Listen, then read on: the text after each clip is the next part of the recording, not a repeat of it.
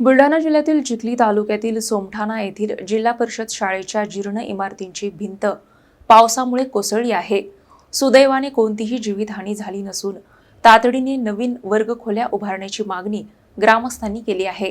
बुलढाणा जिल्ह्यातील चिखली तालुक्यातील सोमठाणा येथील जिल्हा परिषद शाळेच्या जीर्ण इमारतीला अखेर पावसाचा फटका बसला आहे।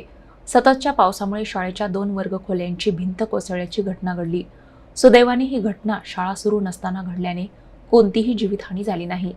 ग्रामस्थांच्या म्हणण्यानुसार शाळेची इमारत धोकादायक झाल्याची माहिती 2024 पासून शिक्षण विभाग आणि लोकप्रतिनिधींना वारंवार देण्यात आली होती, मात्र त्याकडे दुर्लक्ष झाल्याचा आरोप करण्यात आला आहे। आता भिंत कोसळल्यानंतर विद्यार्थ्यांच्या सुरक्षिततेचा प्रश्न निर्माण झाला असून शिक्षण विभागाने तातडीने नवीन वर्गखोल्यांचे बांधकाम करावे अशी मागणी पालक आणि ग्रामस्थांनी केली आहे।